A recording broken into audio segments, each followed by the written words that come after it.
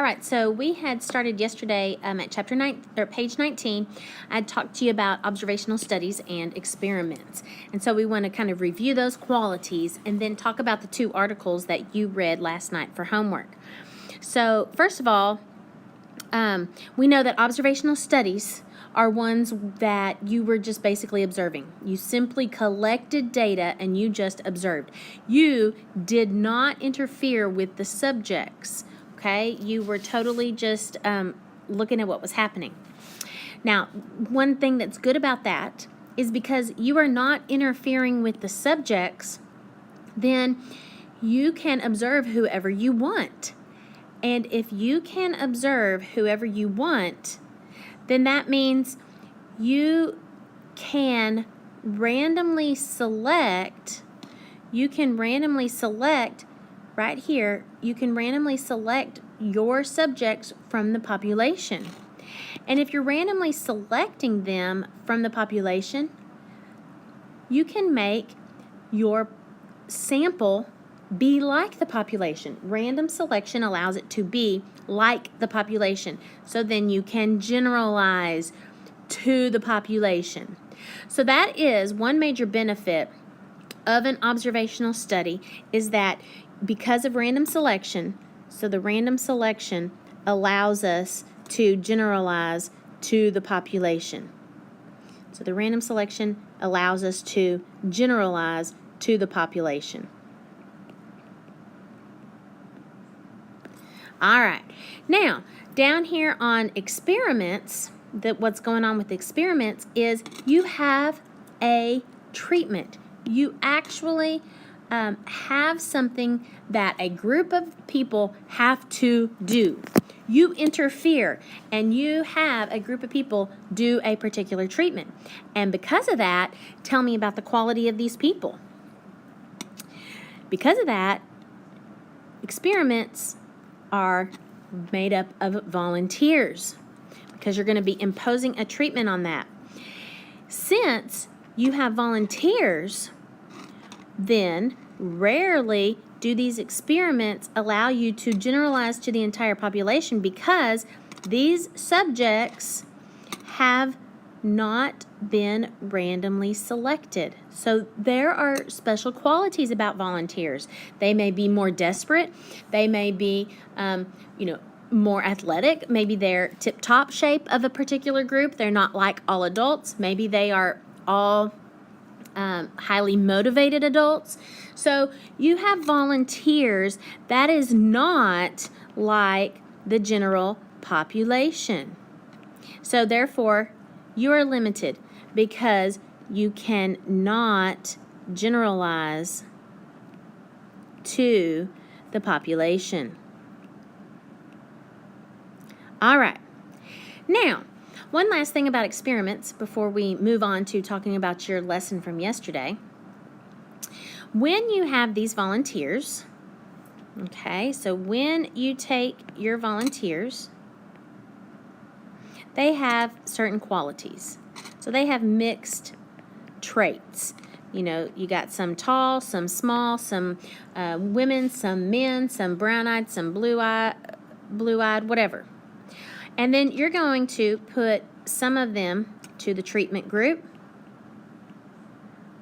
and some of them to the control group, okay, or whatever other treatment it is that you have. Okay, so they're going to go to the control. So I need to make it such that I take these traits and spread them evenly. I want to spread evenly to these two groups. I need to make it so that all of these people in here are the same. You know, you got tall, you got small, you got brown eyes, you got blue eyes, you got fast, you got slow, you got exercisers and non-exercisers. Those are all the same as these people down here, all the same. Take all these traits and spread them evenly. So if people are the same in both groups, what's the only difference between what's going on? That is the treatment. Since the people are the same, the subjects are the same qualities, because I spread their traits evenly amongst these two groups, here and here, then the only difference is the treatment. And if the only difference between two groups is the treatment, then if there's an effect, what can I say is the cause of that effect? I can say the treatment is the cause. Therefore, the main benefit from an experiment is that, yes, you can imply cause and effect. That's the big deal about experiments. So because you took these volunteers and you spread them, which we're going to talk about that in a little bit, to the groups, you can say cause and effect. Now, we're going to talk in just a minute about if you can do cause and effect for this observational study. Okay, so let's go to your two articles you read, and between those two articles on page 17 and 18, one of them was an experiment and one of them was an observational study. Which one was the experiment? And I hope that you realize that the one that was the experiment was the one on page 17, which was the one about the knee surgery. So this was the experiment. We had three treatment groups. One of them was the arthroscopic lavage. That's where they washed out any excess cartilage that's been floating around in the knee. One of them was the debridement, and that's where they actually went in there and cut away and removed any loose article to smooth out that cartilage. And then finally, placebo. And that's where they just went in there and they made incisions. And so they went through extensive ethics to make sure that people were aware of what they were doing. In fact, when they offered it to 324 people, 44% declined. So the ones that were left knew that they were possibly going to be in the placebo group. In fact, they were supposed to handwrite this on their chart. On entering the study, I realized that I may receive only the placebo surgery. Further, I realized that this means I will not have surgery on my knee. This placebo surgery will not benefit. So this is something in their mind that they are getting set, that they know the placebo surgery will not help them. But let me ask you this in the first place. Why did we even entertain this idea of a placebo surgery? Why did we even entertain this idea in the first place of a placebo surgery? Well, the reason is because the response that we were measuring was pain. And pain is a psychological response. And so if you have a psychological response, then you can have a situation where people think, ooh, I had a surgery, so, ooh, I know I'm going to feel better. So we need to level the playing field. Let everybody think they had surgery, whether they did or not. So everybody thinks they had surgery. Everybody thinks they're going to get better or not get better, whatever the case may be. And so then that kind of takes out that placebo effect, where people think that they got better just because they had a surgery. All right. So in summary, let's talk about what happened. We ended up having a situation where I wanted to see what the results were. Okay? And the final results were that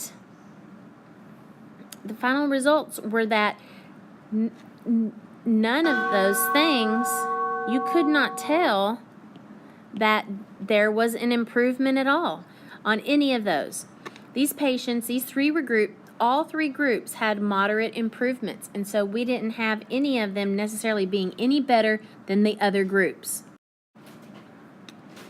So these three groups all saw similar improvement. So we couldn't say that one group over the other was better, which is huge, that this placebo surgery, I mean, that you could be showing then in effect that insurance companies don't need to pay for this procedure. So it's huge. Now, before an insurance company makes and decides, I'm not going to pay for that surgery, of course, I'm sure there's going to be another study that's maybe bigger and broader, or somebody will try it again, and the insurance company will examine how well they did the experiment to make sure that it was a good experimental design. They'll probably replicate this again to confirm those results, because obviously other surgeries showed that it helped. Other studies showed that it helps. That's why they even have it in the first place. All right, so now moving on to this article. We said that it was an observational study. And the thing that is so huge about this is that this statement, study links 45,000 U.S. deaths to lack of insurance. It makes it sound like lack of insurance caused 45,000 U.S. deaths. And if we're educated and think critically about that, we know that lack of insurance wouldn't cause that. There could be some other underlying issue. This is an observational study, and because other things could be happening, you cannot claim cause and effect. You can have a relationship, but not cause and effect. Now, they go through several different things on here, but one item I want to talk about is what is another issue that is a trait that people that cannot pay for their insurance. People that do not have insurance are people that have lower income. What other kinds of qualities do those people have? Well, they might not be educated about good foods versus bad foods. They might not have enough money to support paying for the healthier foods than the processed foods, the healthier foods, the whole foods, the fresh strawberries versus a honey bun, a processed honey bun. Fresh foods, healthier foods are more expensive than the processed foods that are cheaper, the quick fast food chains that are very processed. So people that have lower income who can't afford insurance also don't eat as healthy, so then they have things associated with that. Also, think about where they live. People that are lower income live in an area that might also be more dangerous. You know that in lower income areas there's a higher homicide rate. You got gang shootings, you have more more theft and those kinds of things. So those people naturally have more things going on than just a lack of insurance. In fact, you can say that, it's this lack of money that's affecting their general behavior, their lifestyle. That low income is affecting all of those things. So I cannot say that lack of insurance caused those deaths. So the thing to take away from that is, the thing that I want you to know from that is you cannot claim cause and effect with an observational study. The best you can do is a correlation, a relationship, not cause and effect like with an experiment.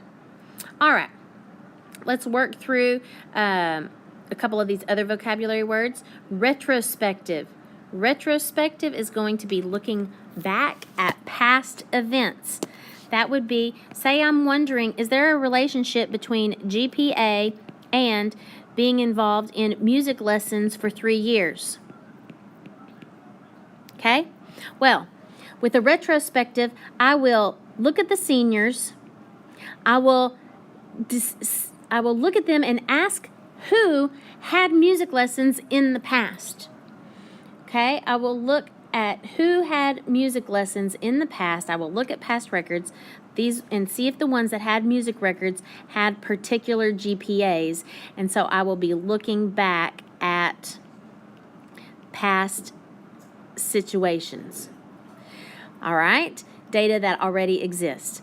One thing that's bad with that is that you have to rely on their remembering personal accounts of how long they actually had music lessons, or those kinds of things. So because anecdotal evidence is a lot involved in retrospective studies, sometimes those are not as solid of, scientifically valid. Usually anecdotal evidence is not scientifically valid because memory is an issue. So you have to deal with that. All right, and then a prospective study. If we were going to do a prospective study, we're going to identify items first and then follow them. So that would be if, say, I identified the kindergartners and I follow them through their schooling, and I follow and see if they take music, and then by the time that they are seniors, then when they are older or seniors, I'm going to look at their GPA. Okay, so I'm starting at the beginning of the study instead of looking back at past events. Okay, now let's do a final set of vocabulary words, and then we're going to go to songs to remember these things. I've kind of been talking about these along with what we've already been doing, so these are not just totally brand new things. Random selection versus random assignment. This random selection I've been talking about with observational study. You are pulling from the population. You are randomly pulling from the population. These were not volunteers. So because our sample is like the population, then we can generalize to the whole population. That's a good thing. Volunteers cuts this ability out. Volunteers means you cannot randomly, or you cannot generalize to the population. All right, and then earlier we were talking about, let's see, this picture that we had about where we had the volunteers and they had mixed traits, and I sent some of them to the treatment and some of them to the control. And we wanted to spread their traits evenly. Okay, so we randomly assigned them. I put all these volunteers in a big bag, and I shook them well, and I randomly assigned half of them to that treatment group and half of them to the control group, so that hopefully I have spread unknown traits evenly amongst those items. That is what happens with random assignment. I spread those unknown traits evenly amongst the treatment groups. It's the researcher's best attempt at creating groups that are similar. So since the groups are similar and the only difference between the groups is the treatment itself, cause and effect can be inferred. Okay, so randomly select means my sample's like the population and you can generalize. Random assignment means I have made two groups that are the same and my treatment can be attributed to the cause. All right, so let's take a look at the video related to that and see, and I'll kind of talk about the music that's going on, or the words and stuff going on with that. You know you randomly select, no effect. You know you randomly select, no effect. You know you randomly select, no effect. When your sample's like the population, you can generalize. Okay, so because we have this random selection is not what allows us to draw cause and effect. See, it's random assignment that allows us to draw cause and effect. Random assignment allows us to do cause and effect, not this random selection. That's why in the video, I say randomly select, no effect. Randomly select, no effect.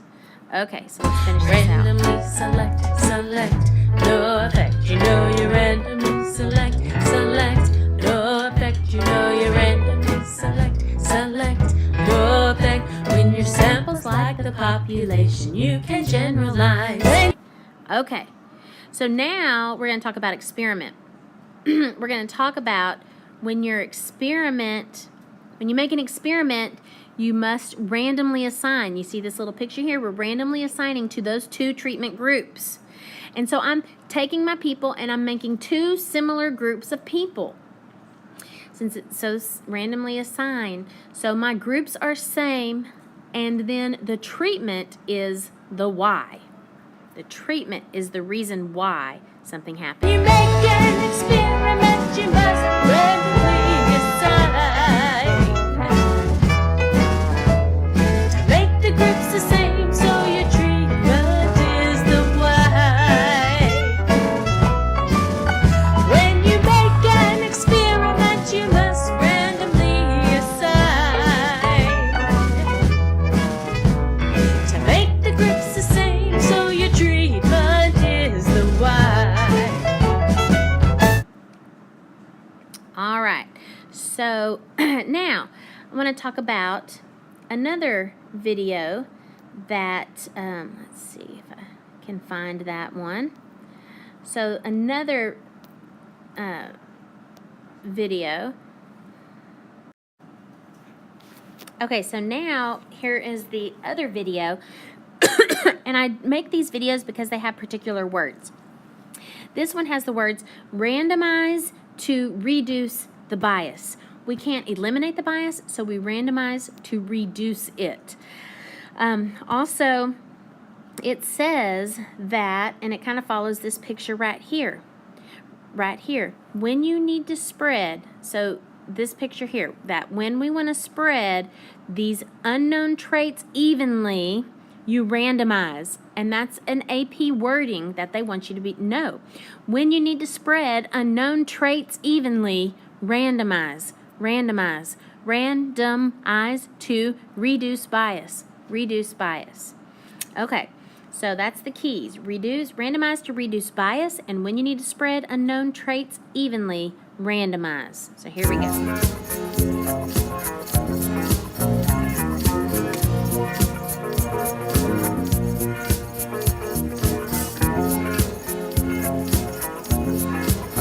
Well, you can tell by the way that I design my experiment. I use my mind. Treatment A and treatment B. The experiment is what you see because subjects, they go in. My big bag, I shake them well. Subjects, they go in. My big bag, I shake them well. When you need to spread unknown traits evenly, randomize. When you need to spread unknown traits evenly, randomize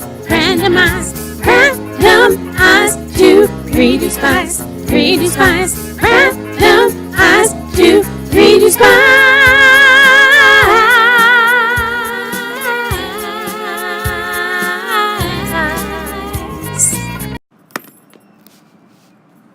Okay, so that is our second song, and you can find those on the YouTube videos on Mary Mac on YouTube or SoundCloud.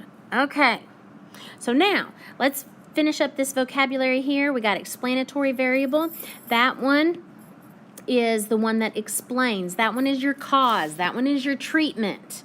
Okay, your cause, your treatment, or the thing that you are, checking out to see if it is explaining. The other thing is this response variable. That's what comes out. That's what you are measuring as a response. Your control group.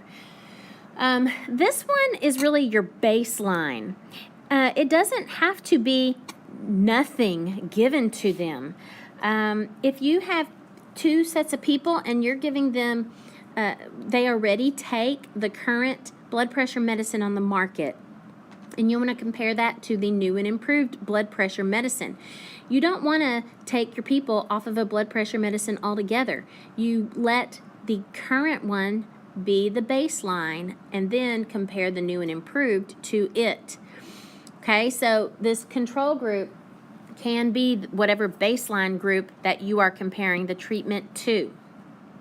We already know placebo because we had talked about that yesterday before we did our articles about that being the fake treatment. And you especially are going to be using that whenever you're talking a psychological situation. Okay, so, and then of course, you know, the placebo looks just like the actual treatment. Now, let's talk single blind and double blind. If the subject does not know, only the subject does not know which treatment he or she is receiving. And when would you want that to happen? You would want that to happen if there's a psychological response. If you are measuring pain, if you are measuring mood, then you would consider blinding the subject so they don't think, ooh, I got a treatment, so I must be feeling better. All right? Now, it will be double blind if neither the subject nor the evaluator, such as the doctor, neither one of them know. Because it could be that the doctor also is processing, is putting opinions as to how you are doing after the treatment, how you are improving, that kind of thing. Plus, you don't want the doctor giving you any subconscious clues to the patient as to whether or not that patient is on the treatment or not. Now, somebody has to know. So there is a third party that knows who is taking what. That might be a lab tech, that might be the person who is the experiment designer, but the patient and the doctor do not know. And so that's all of the vocabulary. I think the next thing that I want to do is go over how to do the homework. And so I think I'll just make that a separate little video of its own.